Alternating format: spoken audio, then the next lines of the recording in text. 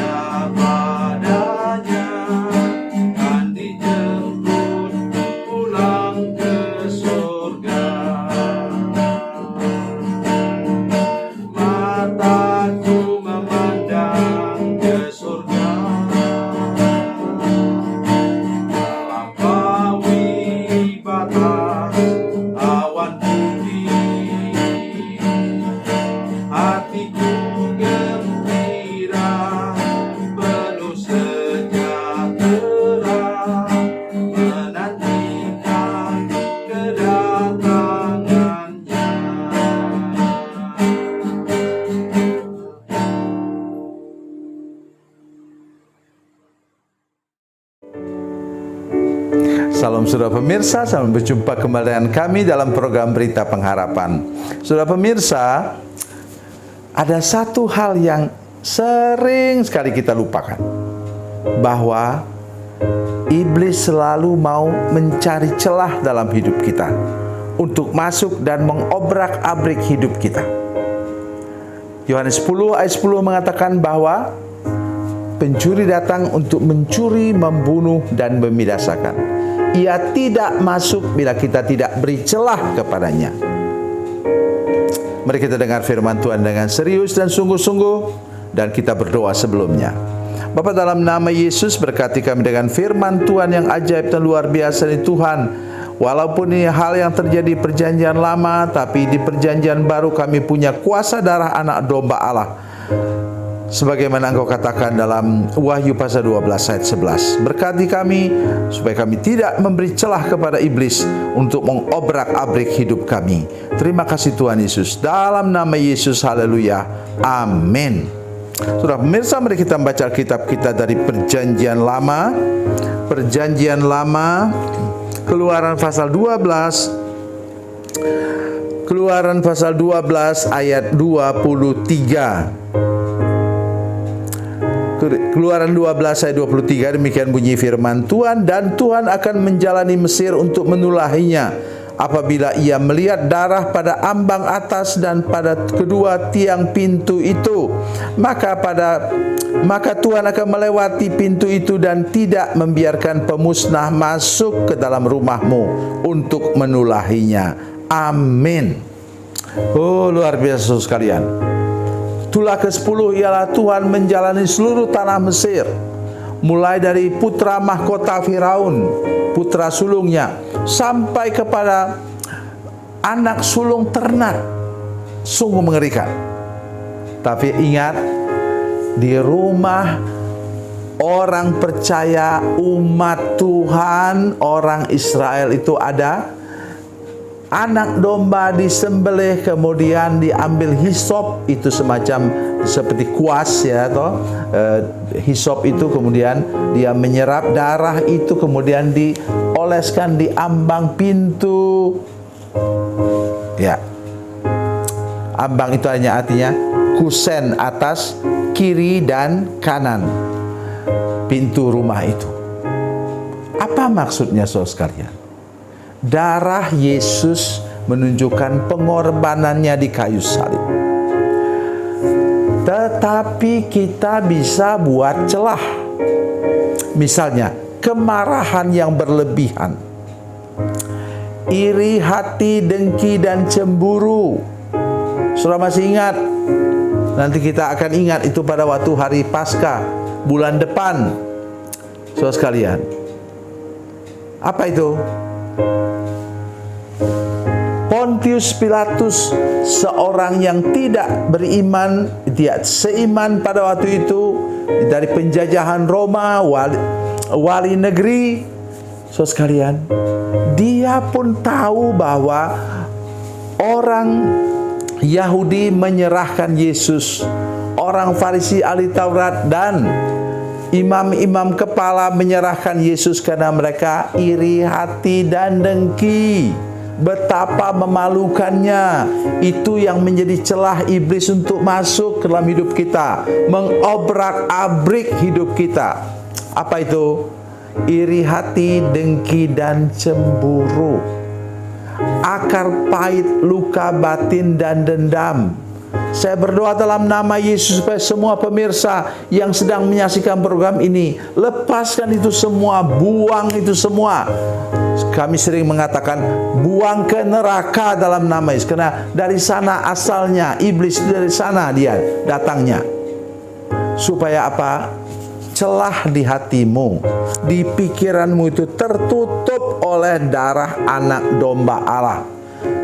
Firman Tuhan tadi saya sudah sebutkan, Wahyu 12 ayat 11 menyebutkan itu bagi hidup kita. Bagian firman Tuhan yang lain mengatakan bahwa engkau menginjak ular, menginjak kalajengking, engkau tidak celaka. Engkau minum racun maut, engkau tidak celaka, saudara sekalian.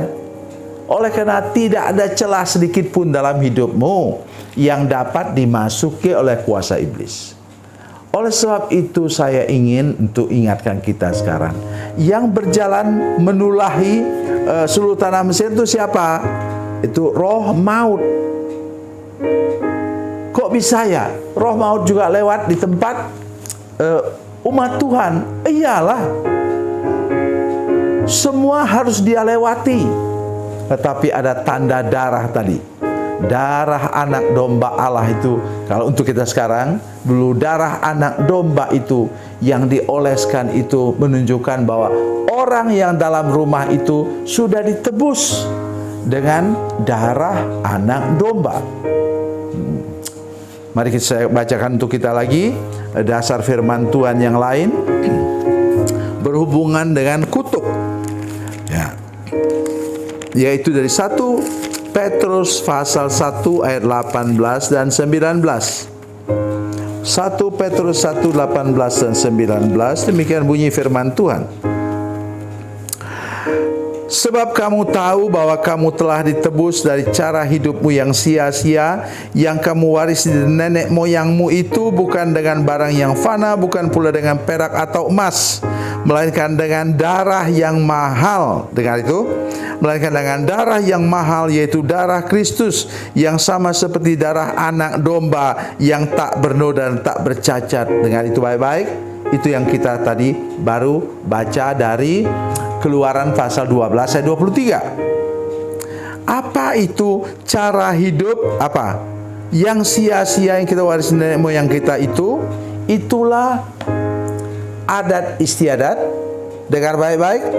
Ada istiadat, tradisi, dan kebudayaan kalau satu suku atau satu kelompok orang tidak punya adat istiadat, tidak punya tradisi, tidak punya kebudayaan, namanya orang primitif.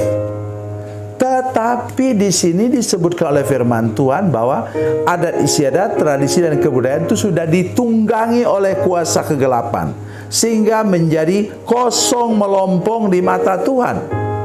Oleh sebab itu hari ini saudara harus dilepaskan, dan di ambang pintu hati kita sekarang ada darah anak domba Allah, sehingga iblis tidak bisa masuk dan mengobrak-abrik hidup kita. Saudara aman, saudara diberkati oleh Tuhan, saudara dapat meneruskan perjalanan dengan sukacita, karena tidak ada celah dalam hidupmu yang dapat dimasuki oleh kuasa kegelapan. Mari kita berdoa. Bapa, dalam nama Yesus, terima kasih Tuhan untuk anugerah Tuhan kepada kami. Kami percaya bahwa kasih dan kebaikan-Mu memelihara kami secara luar biasa. Terima kasih Tuhan, terpujilah nama-Mu dalam nama Yesus. Haleluya. Amin.